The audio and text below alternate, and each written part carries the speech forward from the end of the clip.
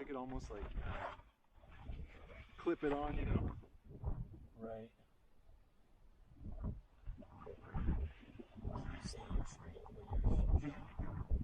I can see that.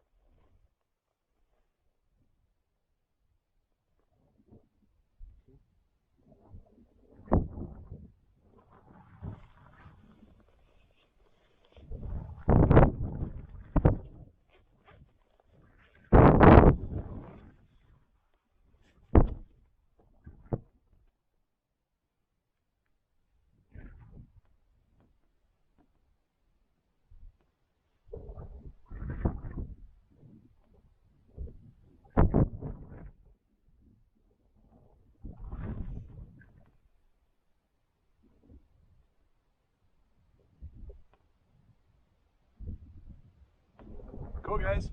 While everyone gets settled, just go ahead and see if you can guess, what elevation are we sitting at today? That's what today's webinar is about. We're going to be talking about how elevation influences an ecosystem. Just hang tight. We've got another 7 minutes and we'll get going.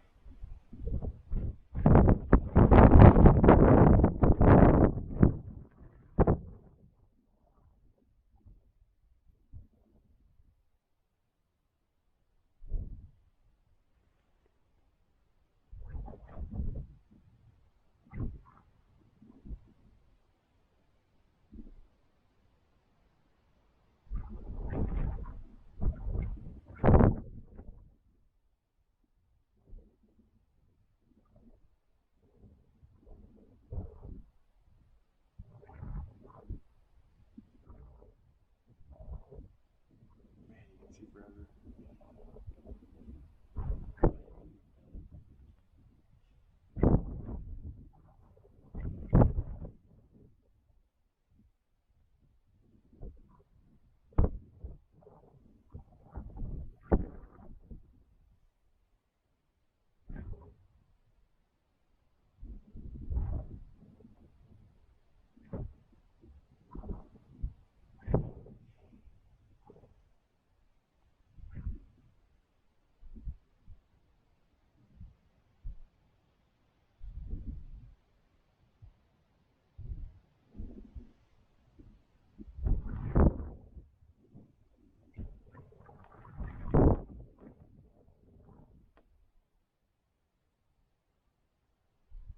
All right, guys, we got 5 minutes till we start. I'm going to give you guys a little view of what we're looking at today, maybe help you guess.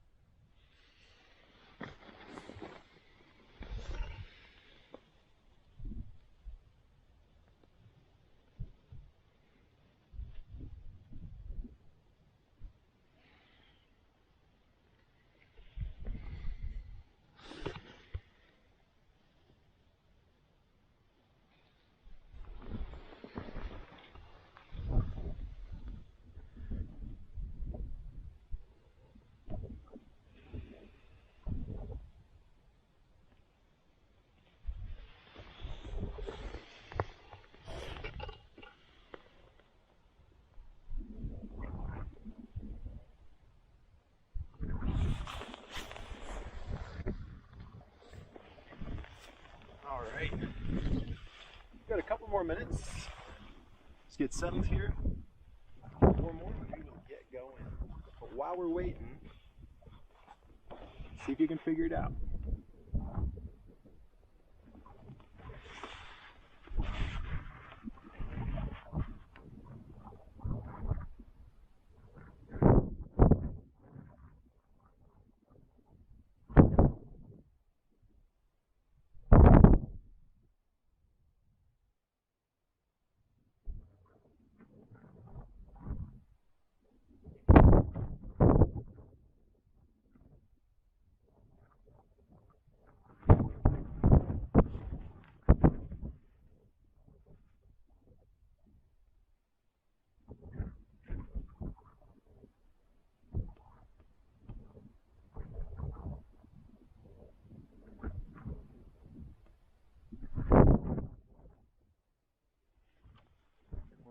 Get going.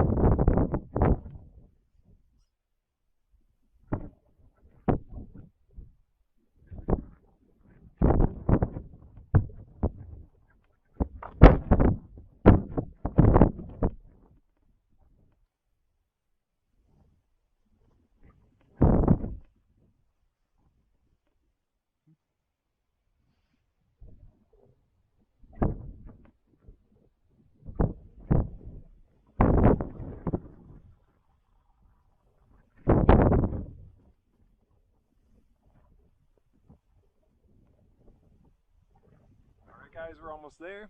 Just anybody that hasn't entered their guess yet, try to guess what elevation are we sitting at right now. We're going to use that number and focus on what it does to the ecosystem up here where I'm sitting at.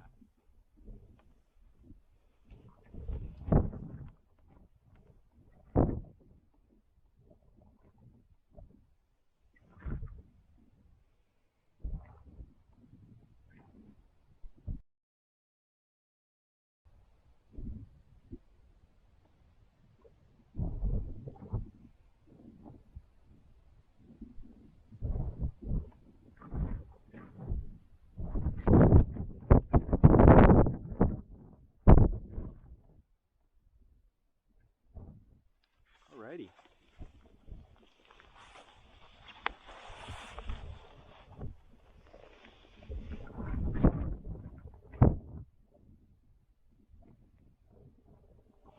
Alright everyone, hello, my name is Tom Olsen. It is 4 o'clock and we are about to start on our second virtual adventure. This one's called Going Up. It's elevation and ecosystems.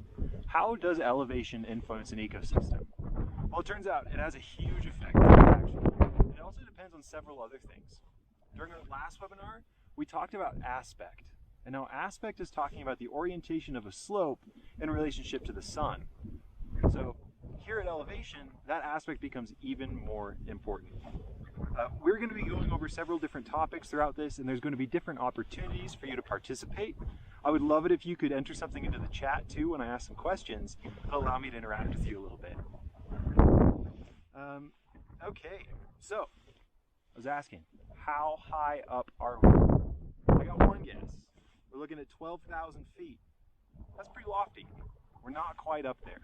Right now, we're at about 10,300 feet. Okay? I wanted to get you guys just above 10,000 feet so we could talk about a few certain things. This is really where things start to get a little bit weird. Okay? Now, one thing I want to say is that there's two different things when we're talking about elevation.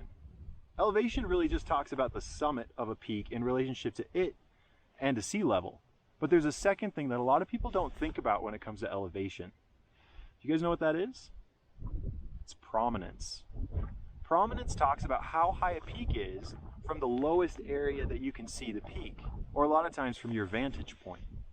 So for example, I want to show you guys out here to the view to the west, or to the east. If we look out this way, and you can see way out in the distance, way out there, that's about the lowest place you can see this peak from. Now, I'm at 10,000 feet right now, but that lowland down there is about 7,000 feet. So really, this peak only has 3,000 feet of prominence. Now, the reason I chose this mountain too is because this mountain's the same elevation as San Antonio and the San Gabriel Mountains. Now, a lot of folks in LA are right next to the ocean, okay? So you go ocean level to 10,000 feet, that is massive. That's a 10,000 foot prominence. That's unheard of, it's massive. Seriously, that doesn't happen many places. Versus here, when I'm on a 10,000 foot peak and we have a 3,000 foot prominence, much more common.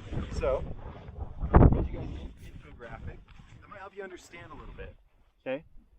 So prominence is the vertical rise of a peak relative to a vantage point.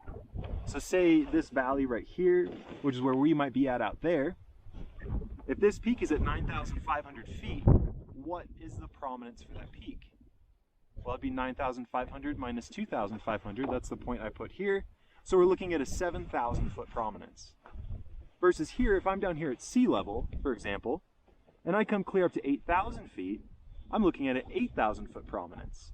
So even though this peak is only 8,000 feet, this one's 9,500, it's 1,500 feet higher, this one has more prominence.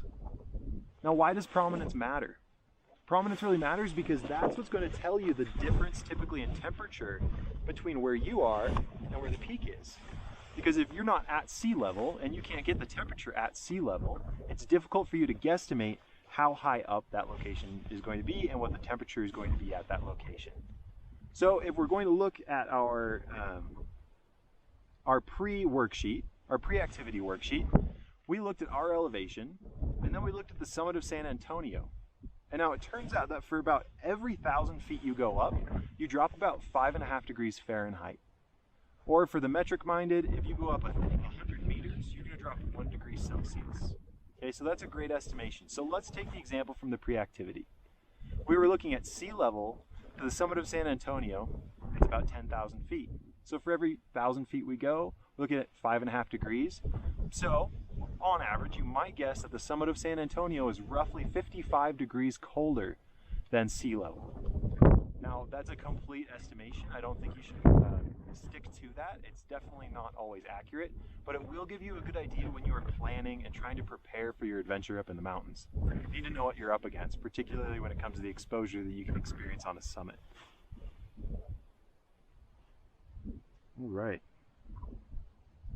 I'm going to pause just for a second, just make sure that our feed is still going through. As I just said. Seems like I lost.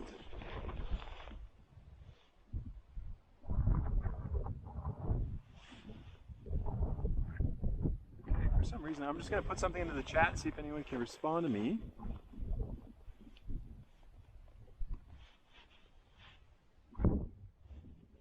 Just want to make sure that the chat is working so we can talk with each other.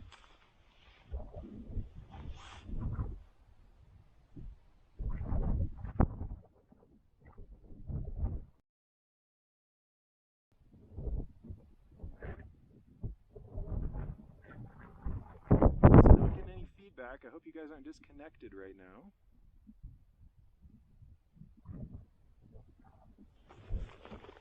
Give me 1 second, guys.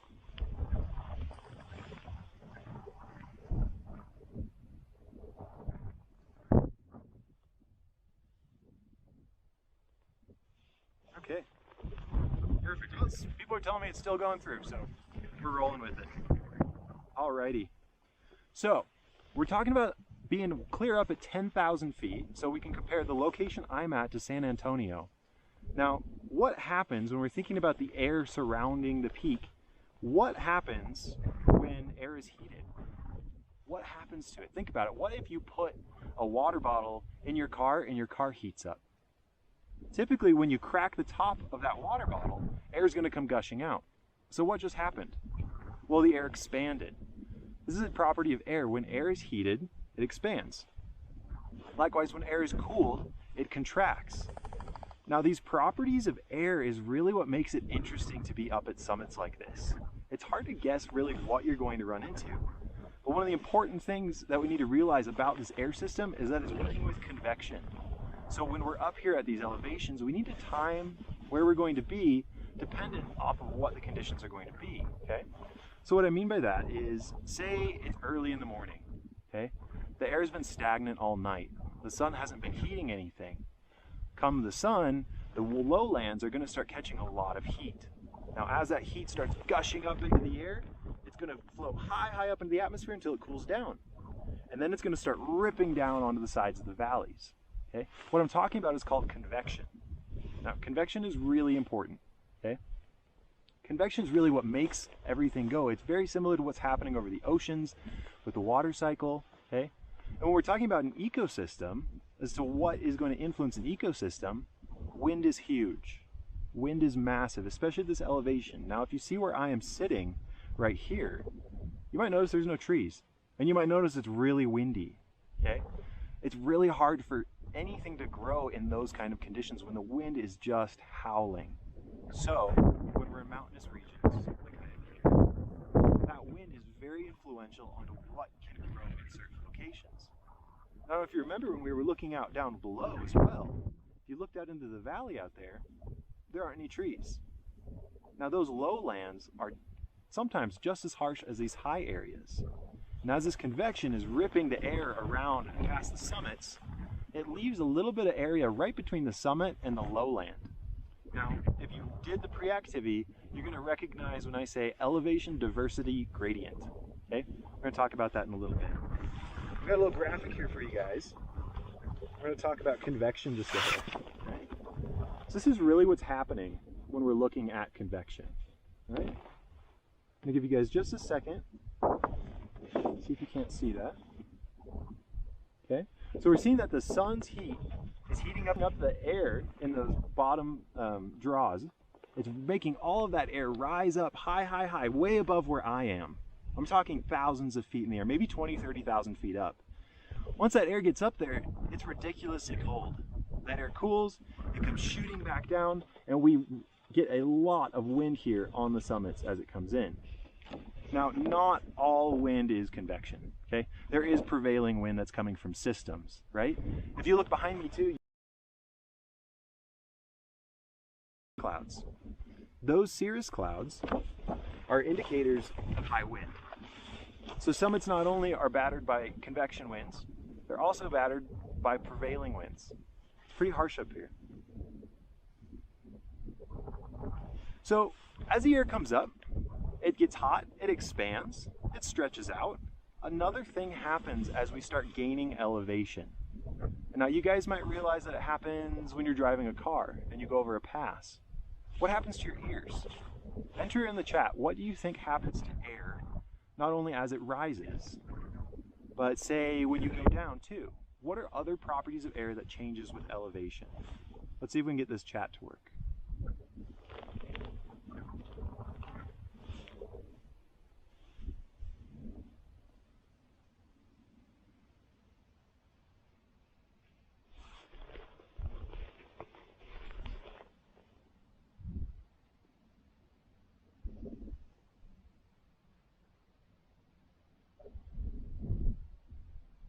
Okay. Well, I wish the chat was working. People are telling me it's working, but it's not showing up on my screen. So I'm just going to guess that probably one of you had guessed that the air expands. Not only does it expand, but the molecules move farther apart to the point that the oxygen and the pressure within the air is lower. Because the pressure is lower, all of the oxygen molecules and nitrogen molecules aren't as jam-packed together. So they spread out. They're like, ooh, we got all this extra room. We're stretching, right? That's great for the air molecules, but it's not great for us oxygen breathers. When you're trying to breathe oxygen at 10,000 feet, there's 30% less oxygen at this altitude than there is at sea level. So I might need to catch my breath every once in a while. I'm not used to these elevations. Now I want to share a little bit of a story with you. At one point, I was a little bit younger, I thought it'd be really cool to go up to about 14,000 feet. Well, I went from about 6,000 feet to 14,000 feet in a couple of hours. I brought all of my camping stuff, everything. I was laid out on this beautiful summit, perfect conditions, and I laid there all night, gasping for air. I seriously couldn't sleep. My heart rate couldn't drop low enough, my breathing rate couldn't drop low enough to induce sleep. So that's something to consider when we're coming up to elevations like this. Now we're going to start talking a little bit more about ecosystems, right? We're really covering kind of the basics as to what's happening up at these elevations. How can animals handle such low oxygen content, right? So we're thinking, what kind of animals, for one, are up here? Well, the obvious might be birds. Yeah, birds are really, really good at this. Birds can fly insanely high. Now there's one bird in particular that takes the cake for the highest. It's called Ruppel's vulture. Ruppel's vulture is an African vulture that can soar up to 37,000 feet. Have you ever been in an airplane? That's higher than your airplane's flying. So you kind of have to wonder, for one, what is the animal doing up there? And two, how did it get that high and how can it survive? How can it breathe? Well, animals are amazing, for one, and they adapt to handle these certain situations. And in fact, people even have adapted to handle high altitudes as well. Certain populations in the Himalayas, as well as in the Andes, actually develop a slight, I won't want to call it a form of dwarfism, but they have shorter limbs. That's because their heart doesn't need to work as hard to circulate the blood all the way out to their limbs. These people have been living in these mountains for thousands of years. Their bodies have naturally adapted to handle their environment. Kind of crazy. Okay, so we talked a little bit about how pressure changes when we're coming up to different atmospheres. We can do it higher in the atmosphere. And I brought a can of seltzer just to show you. Now down below, you might have a can of seltzer and you could squeeze it a little bit. Well, this one, I don't know if you can hear it. It's really hard. The pressure inside this can is probably equal to what it would be if you had shaken it up down at sea level, right? But instead, it's just pressurized because of the difference in pressure. There's 30% less pressure where I am as opposed to where there is at sea level, okay? Now you can imagine when we're talking about atmospheric pressure, right? Pressure is measured in two different things. There's PSI, pounds per square inch, and kilopascals. Kilopascals is much more scientific, so we're just going to focus on pounds per square inch, okay? So at sea level, you have about 14 PSI, okay? Here, where I am, there's about 10 PSI. And if you did the pre-activity, you'll notice as we go higher and higher and higher, it just completely diminishes into the point that there's only about, 50% of the oxygen that there is at sea level. That's not going to work for people like us that need oxygen. It just won't. So this is why people that go up to Everest need to have something to help them breathe. Okay? Certain animals have adapted that they can handle these sort of differences, but for us, not going to work. So here, at sea level, imagine, let's take my hand. It's about 4 inches wide, it's about 8 inches tall, okay? That's about 32 square inches. Now for each square inch at sea level, there's roughly 14 pounds of pressure pushing down on my hand. Now because we're in an atmosphere, there's also pressure pushing up on my hand too and on the side. But let's just pretend that that pressure doesn't exist, and we're just focusing on the pressure that's coming straight down.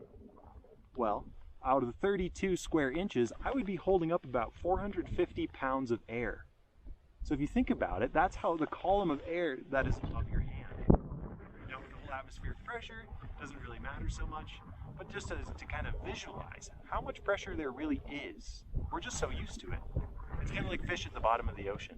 They can handle that kind of pressure because they're adapted for it. If you've ever swum to the bottom of a swimming pool, you might notice how much pressure is within your ears in a matter of feet just going down. Kind of fascinating. All right.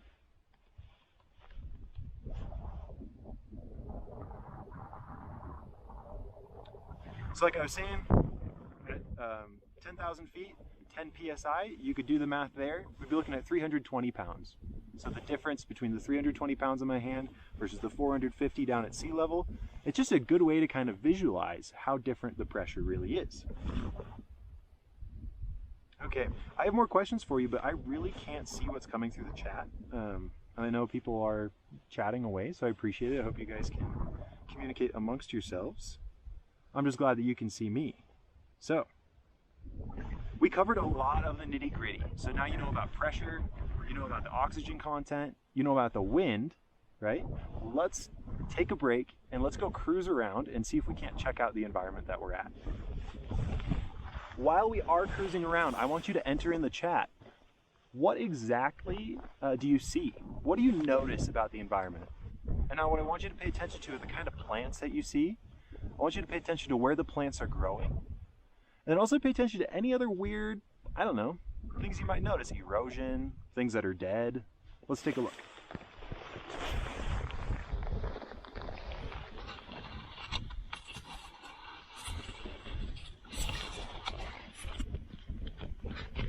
All right.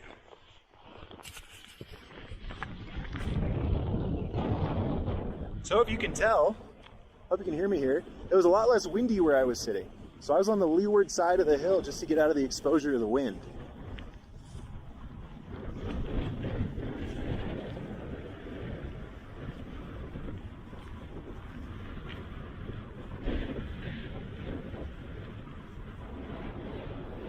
All right, I'll give you guys a little bit of orientation. Right now we are looking west. This is north. That way would be east. And now we're looking south. So this is the south face of the mountain. Okay, very barren. We are above the tree line right now. We're going to talk about that in a little bit. Okay, and now we're looking on the north side. Now if we pay attention to the prevailing wind, it's coming out of the west here. Okay?